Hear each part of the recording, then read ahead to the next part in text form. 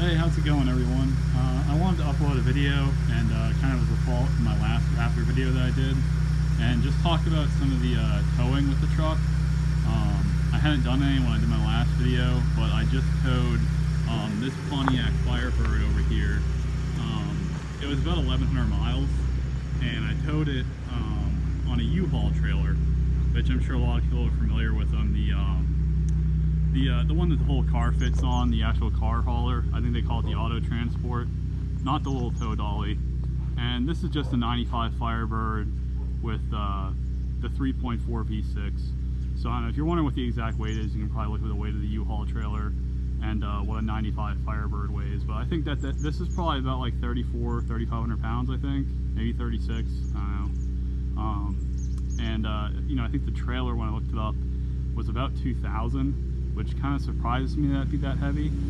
But this truck is rated, I believe, for 8,000 with the weight distribution and 5,000 without. And I'll just show the, let's see if I can find it on the hitch here, where it shows,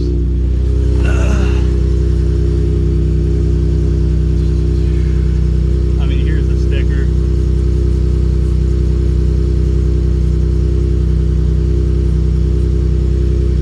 I mean, yeah. So it's upside down, but it says on there that it's 5,000 with weight distribution and 11,000, I'm sorry, 5,000 without weight distribution and 11,000 with, but I believe that Ford only rates the truck for like 8,000 because of the suspension and whatnot. I'm gonna hop in the truck because it's really cold.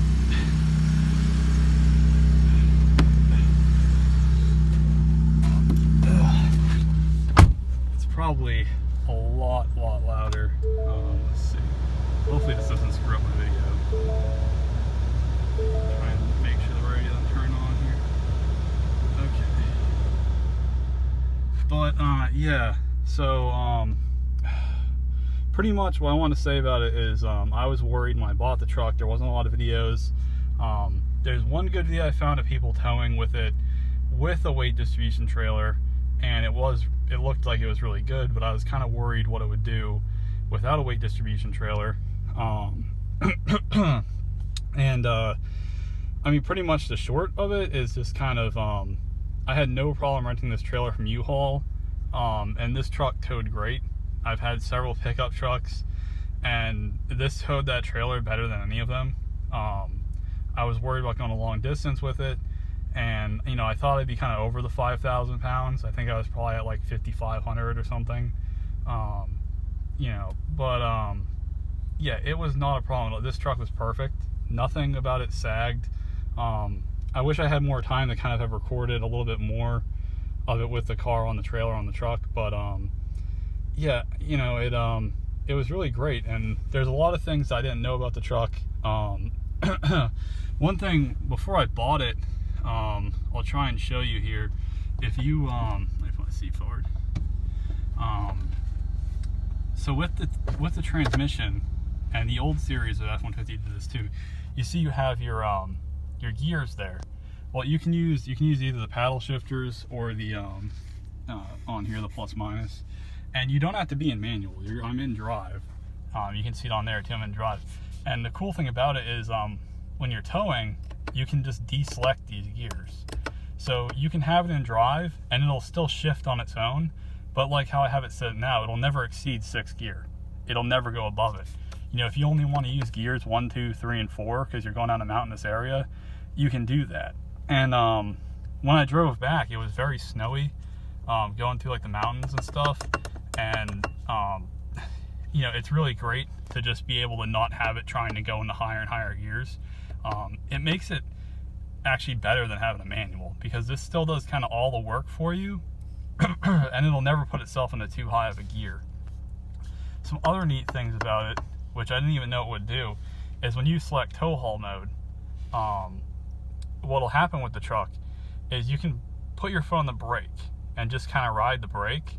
And as you're doing that, very quickly, you know, say you're running an 1/8 maybe, and you're coming up to a hill, so you want to kind of slow down a little bit, you kind of just put your foot on the brake where you're not really braking, and it'll downshift for you.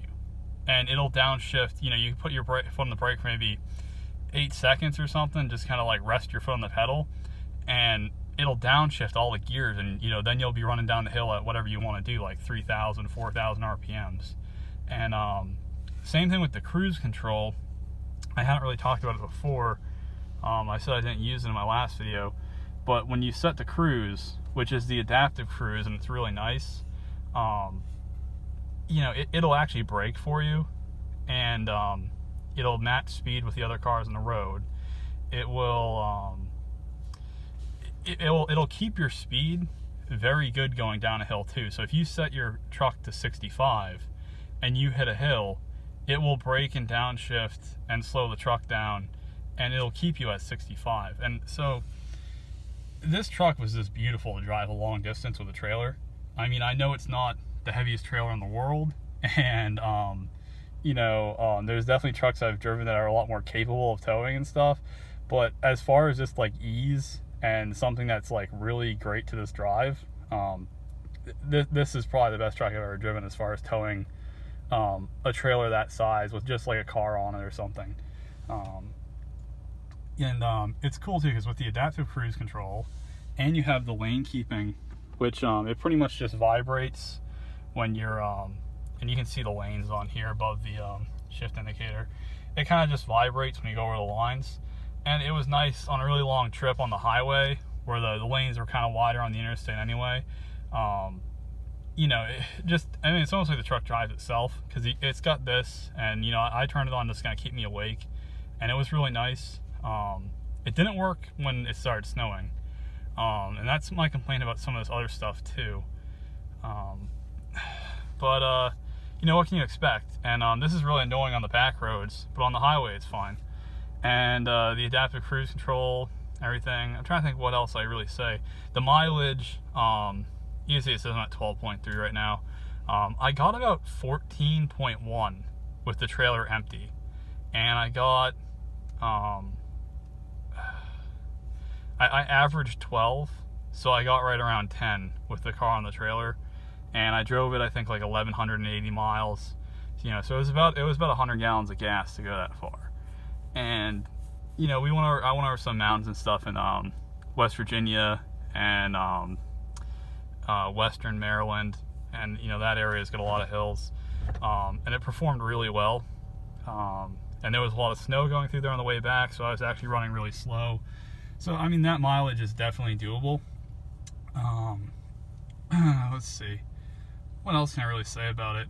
And of course, I didn't use a weight distribution hitch. I just used the thing that comes from U-Haul, and it doesn't have electric brakes, it has surge brakes, and it was still really good.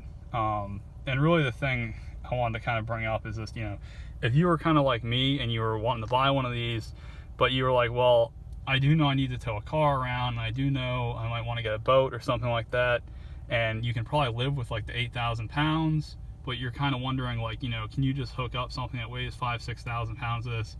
And yes, you totally can hook up something that weighs that, drive across the country. You know, I don't really recommend exceeding the towing limits on stuff. I mean, I think that a lot of it is kind of just what's in your own comfort zone.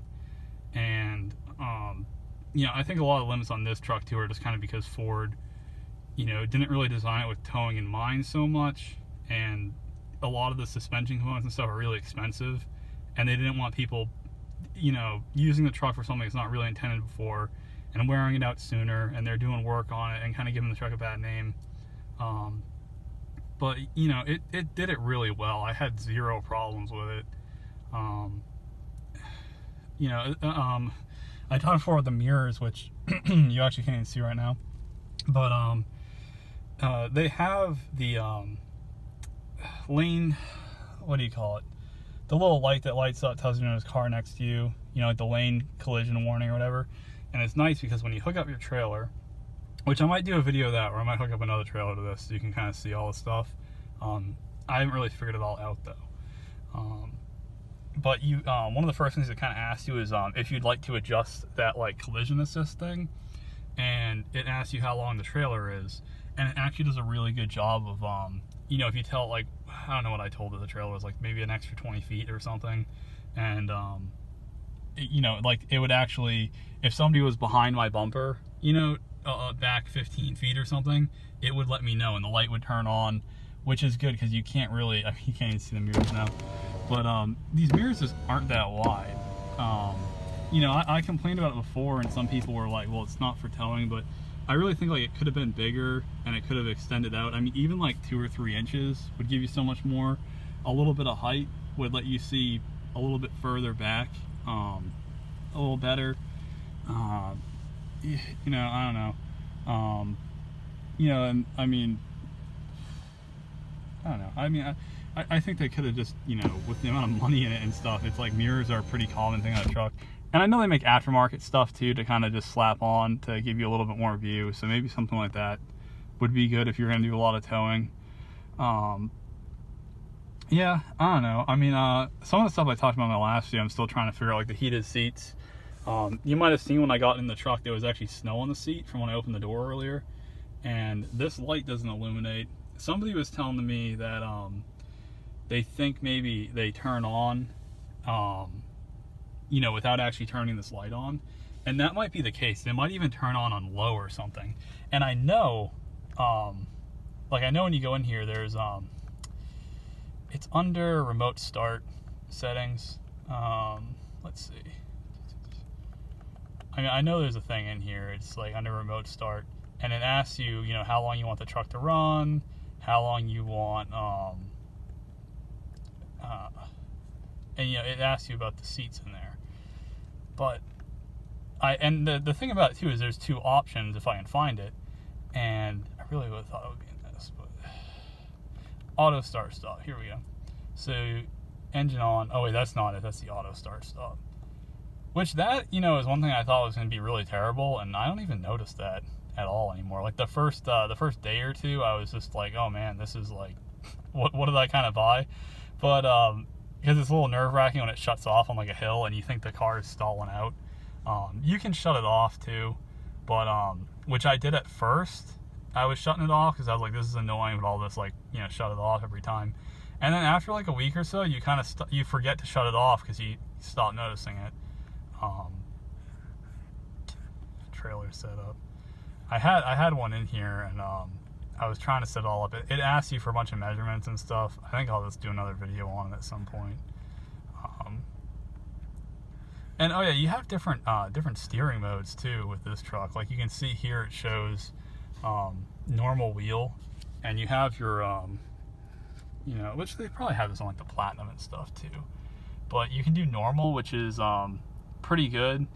The sport is a lot more finicky, tighter, aggressive kind of steering. You really notice the difference between these two. And then this one is a little bit, the comfort one I used a little bit on the highway. It's kind of really light. It makes the steering wheel feel really light and almost a little bit looser. And it, I don't know, on the highway, it kind of seems okay. I worry about on these back roads, I don't really feel like I have as much control. And the sport stuff is kind of crazy. And you have all the different 4-wheel drive, like what is there, sport mode, which is like crazy. It shifts like nuts, and it feels really jerky because it's just kind of made to shift hard and go. Weather mode, mud, sand, and you can see it's actually shifting through all my different 4-wheel drive stuff as you flip through these.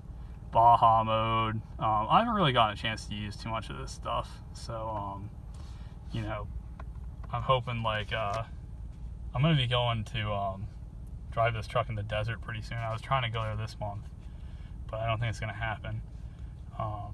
You know, I want to take this thing out to like Utah and stuff, but and I will be going there to Salt Lake City in a couple months, so definitely gonna have some fun with this thing. But you know, I just bought it to kind of like, you know, put some dirt bikes in the back, some 4-wheelers. I might get a boat.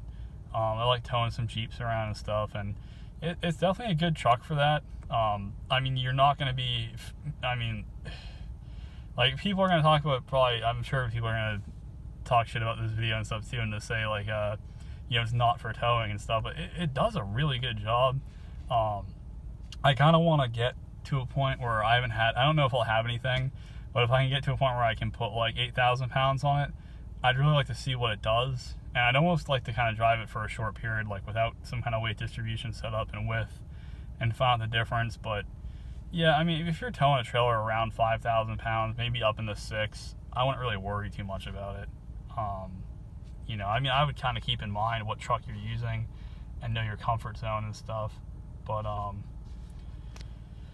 well, I don't know. I guess this might be it for the video. I'm trying to think. I'm probably leaving out something really important about it, but you know, I just figured a lot of people would probably want to rent one of those U-Haul trailers and, you know, tow a car or something they found on Craigslist or eBay or whatever. And you know, this truck can do it good, and you know, you don't have to worry about if you're driving several states away to pick it up or whatever. You're not going to have a problem on the highway with it. I mean, you might, like, the U-Haul trailers are pretty beat up, and this isn't a review of those. I think they're kind of okay for what they are. There's definitely better trailers that you can buy out there. But I mean, I paid $70 and I drove that thing 1,000 miles, and I think I got my money's worth out of it. I got my car here. So hopefully I get to work on that Firebird soon. It's the same car I had in high school. Okay, yeah, I think that'll probably be it for the video. And like I said, maybe next time I'll do one where I kind of hook it up and I show some of the stuff for all the options it asks you when you plug up the trailer. And you know, it has this trailer backup assist. I didn't even get to use it once because I tried setting it up at first and I was kind of in a rush. And it asks you a bunch of measurements, like how far back your tow ball is and stuff like that. And you know, things about like where the axles are and stuff. And I didn't even get to use it. And the one or two times I did back up with a trailer, my truck was so covered in salt that when I put it in reverse, I couldn't even use any of the cameras or anything. I had that problem with the adaptive cruise control too. My cruise control stopped working the last hour or two of the trip because it said there was too much salt on the cameras and stuff. You know, so it's tough kind of trying to rely on these cameras a bit more when they don't always work because they're covered in salt and things like that. It's the perfect example of why I just wish it had better mirrors. But yeah, I don't know. Okay, I mean, I guess just look for the next video. I'm surprised how many people watched the last one. If you watched this one too, thank you.